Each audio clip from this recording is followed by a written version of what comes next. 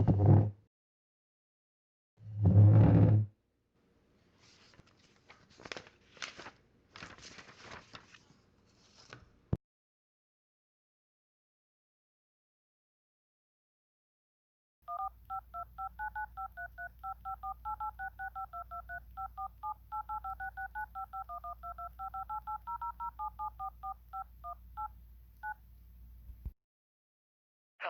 no one is available to take your call. Please leave a message after the tone.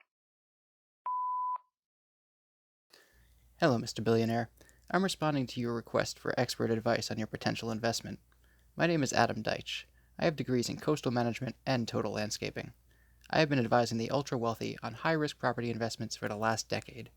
As you are looking to invest in real estate properties east of A1A, I would like you to consider several key points that should inform your decision. You should know that that region of the coast you are looking at has several risk factors to keep in mind. While the area is currently considered low to medium vulnerability to sea level rise, continued trends could bring your property in jeopardy. Any more than 2 feet increase in sea level will endanger parts of the coastline in the area you're considering. Of course, variables change, and we could be looking at less of an impact, but a large portion of the area is still vulnerable to high tide flooding even now. I know this might seem like chump change to you, but remember that the U.S. Army Corps of Engineers estimates there's around $1.4 billion in economic risk for Hollywood Beach in residential property alone. That said, there's significant gain to be made in economic investments in the city. Hollywood, like most of Florida, relies highly on tourism. Unfortunately, like most of Florida, Hollywood is also vulnerable to tropical cyclones. And other seasonal storms can cause erosion and threats to your properties, as well as bring about restoration costs to maintain life and value of your land. I don't want you to take this as discouragement from investing. Far from it. I would actually encourage you to invest more than you had planned, and buy up the entire Hollywood Beach coastline east of A1A.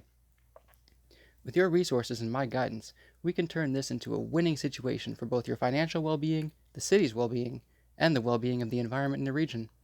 This area can be a thriving hotspot for coastal subtropical ecosystems with a little push in the right direction. That push would also provide reinforcement and protections for your investments. Let me explain. There are natural structures and species that provide an energy dampener for wave erosion and storm surge. If we could roll back some of the man-made structures and allow for a more natural shoreline, there would be a tremendous benefit in both the natural beauty of the beach and the infrastructure to reduce damage from storms. Sure, seawalls may be a solution, but they are ugly and will eventually need to be higher than the ground they are meant to protect. What sort of view would that leave beachgoers with? I recommend cutting the structures on the coast by about 25% and leveling the playing field, so to speak. This would allow for an extension of the beach, as well as a reduction and strengthening of the beach dunes. You could even tap into that sweet government money by taking on a dune grant from the Broward County Environmental Planning and Community Resilience Division. I would also suggest considering building a raised or floating boardwalk, as suggested by the Harvard case study on Miami Beach. A small mangrove forest with a raised boardwalk would provide shelter and breeding ground for shorebirds and fish, and it would absorb high waves before they could damage landward structures. It would be a beautiful seaward extension of the current boardwalk, should you choose to retain it. Those breeding fish could also help boost the local fishing economy. There's much more I could go into, but I really hoped I could reach you in person. If you're interested in this proposal, please don't hesitate to contact me. I'm attaching references of the information I provided in an email. Thanks for the time, Mr. Billionaire.